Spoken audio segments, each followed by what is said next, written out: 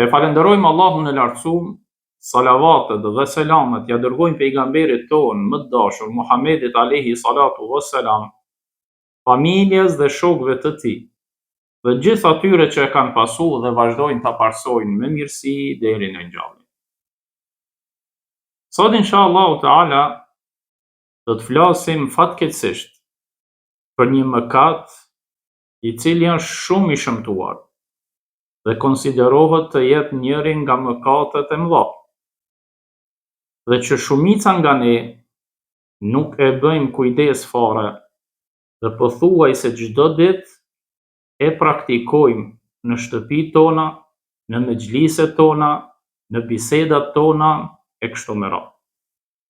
Pra kemë të bëjmë me mëkatin e përgojimit, apo siç është e njohur në gjuhën e fesë, me mëkatin e gibetit, për të cilin Zoti i lartësuar në mënyrë të drejtë për drejtë në librin e tij famëlar na e tërheq vërejtjen prej tij dhe e krahason mëkatin e përgojimit, siç do ta kuptojmë në vijim, me një vepër shumë të ulët dhe të shëmtuar në mesin e njerëzve. Thot Allahu në Kur'an: dhe mos e përgojoni njëri tjetrin. Pastaj Zoti e bën krahasimin e këtij mëkati me këtë vepër të ulët në shoqëri, që secili nga ne, sikur ta gjenim veten në këtë veprim, do ta urrejnim veten tonë dhe do ta urrejnim çdo kënd që e bën këtë veprim. Vazhdon Zoti dhe thot: e yuhibbu ahadukum an ya'kula lahma akhihi maytan fakarihtumu. A dëshiron, thot, ndonjëri pe juve që të ngran nga mishi i vllaut të vet duke qenë i vdekur, dhe këtë gjë ju e urreni? Wattaqullah, keni frikë Allahun, inna Allaha tawwabun rahim. Se vërtet Allahu është që pranon shumë pendimin, është falës i madh dhe është mëshirues i madh. Pra, Zoti Gjelle Gjelaluhu në këtë ajet kuranor e ka krahasuar përgojimin me ngrënien e mishit të vllaut ton duke qenë i vdekur, dhe s'ka dyshim se këtë veprim çdo njeri prej neve e urrejmë. Dhe nuk mund ta konsiderojmë një njeri normal nëse han nga mishi i vllaut të vet duke qenë i vdekur. Aq i shëmtuar është ky mëkat, saqë Zoti e krahasoi me ngrënien e mishit të vllaut të vdekur, dhe këtë gjë thot ju e urrejni o njerëz. Atëherë pse mos ta urrejmë përgojimin dhe të folurit për të tjerët? Se çfarë është përgojimi? Këtë më së miri na e ka mësuar mësuesi i njerëzimit, vetë pejgamberi alayhi salatu wassalam, i cili një ditë duke qëndruar me shokët e tij ju tha: përgojimi është me përmend vëllaun tan me një gjë që ai nuk ka dëshirë ta përmendsh me ta. Njëri prej pranishme tha: o i dërguar i Zotit, po sikur ajo gjë të jetë te vllau prezent, a është përgojim? Tha: nëse ajo është prezente tek ai, ky është përgojim. Por nëse nuk është prezente tek ai, atëherë kjo është shpifje, pra është edhe më e rëndë. Për këtë, o vëllezër dhe motra, duhet të jemi shumë të kujdesshëm, në veçanti në muajin Ramazan, por në veçanti në 10 netshin e fundit nga muaji Ramazan, që janë net shumë me vlerë. Të kem kujdes dhe mos t'i mbushim këto net me biseda të kota dhe me neja të kota, duke përgojuar të tjerët dhe duke folur për të tjerët.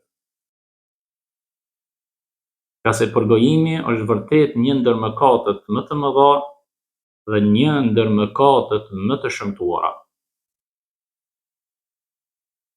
Tregon Aisha radiallahu ta'ala anha se një ditë prej ditëve i tha pejgamberit alayhi salatu wassalam: "Të mjafton nga Safia se është kaq dhe kaq." Kishte për qëllim se është e shkurt me trup. A e dini çfarë i tha pejgamberi alayhi salatu wassalam vetëm për këtë veprim? Wallahi tha, e ke thonë një fjalë që sikur t'i hudhet ujit të detit, do ta kishte trubulluar. Vetëm një fjalë. Madje vetëm një isharet nga Aisha radiallahu ta'ala anha. Dhe atë që rand e krahasoi pejgamberi alayhi salatu wassalam veprimin e saj. Për këtë, secili nga ne duhet jetë shumë i kujdesshëm sa i përket përgojimit. Nga se kur ne përgojojmë të tjerët dhe flasim për të tjerët, ne në fakt jem duke i dhuruar nga punët e mira që ne i kemi. A keni ndëgjuar ndonjëherë për hadithin e të falementuarit, për të cilin na ka tregu pejgamberi alayhi salatu wassalam? Një ditë prej ditëve, duke qëndruar me shokët e tij, ju tha: "Kë e konsideroni të falementuar në mesin e juaj?" Të pranishmit i thanë: "Ai i cili nuk ka dinar dhe nuk ka asgjë mbi supët e tij." Pejgamberi alayhi salatu wassalam tha: "I falementuar i vërtet është ai person i cili vjen në ditën e Kiametit me vepra të mira sa kodrat, pra vjen me namaz, vjen me agjërim, vjen me zekat, vjen me vepra të mira sa kodrat. Por ku ka qenë defekti i tij?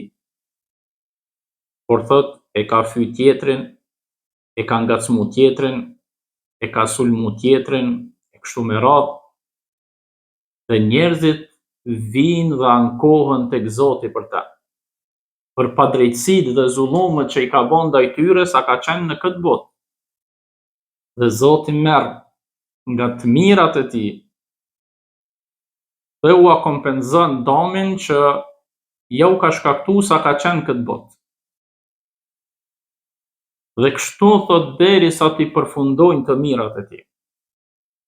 Dhe njerëzit vinë ankohen sërish. Atëherë thot Zoti merr nga gjunohet e tyre dhe ja ngarkon këtij personi, dhe kështu përfundon në xhehenem, Allahu na ruaj. Ky është i falementuar i vërtet. Pra nëse ne përgojojmë të tjerët, flasim për të tjerët, Allahu na ruaj, shpifim për të tjerët, duhet ditur se veprat e tona të mira jem duke ja udhuruar atyre. Madje përgojimi është një mëkat shumë i rëndë, nga se nuk ka të bëjë vetëm mes teje dhe Zotit tanë. Për shembull, kemi vepra të cilat janë mëkate, por janë vetëm mes neve dhe Zotit tonë. Për shembull, ai i cili nuk fal namaz, ka bën një gjuna prej gjunaheve më të mëdha, por ky gjuna është mes tij dhe Zotit, ndërsa përgojimi është nga gjunahet që është mes neve Zotit dhe është hak ndaj tjetrit. Që do të thotë, edhe nëse ne pendohemi te Zoti, kërkojmë falje sinqerisht te Zoti, nuk përfundon ky mëkat nëse ne nuk kërkojmë që personi i dëmtuar na i bëj hallall. Dhe nëse ky person nuk na fal, të drejtën e tij do ta merr para Zotit kur do të del në ditën e llogarisë. Pra ky është përgojimi, vëllezër dhe motra. të kemi kujdes në fjalët tona, të kemi kujdes në mbledhimet tona, të kemi kujdes në shtëpi dhe bisedat tona, të cilat fatkeqësisht nuk shtojnë pa përgojim dhe pa folë për të tjerët. E të jemi shumë më të kujdesshëm në netët që po na vijnë, që janë netët më të vlefshme të tërë vitit. Dhe në këto net është një natë e cila ka vlerë më shumë se 1000 muaj, pra nata e Kadrit.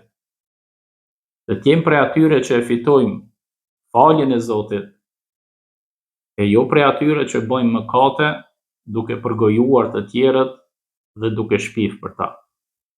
E lusim Allahun që të na bën prej atyre që jemi të kujdesshëm ndaj përgojimit, dhe të jemi të kujdesshëm që mos të flasim për të tjerët, dhe të jemi prej atyre që e arrijmë çdo mirësi në këtë muaj të bekuar, dhe jemi prej atyre që Zoti na fal dhe na i shënon emrat tonë nga banorët e xhenetit.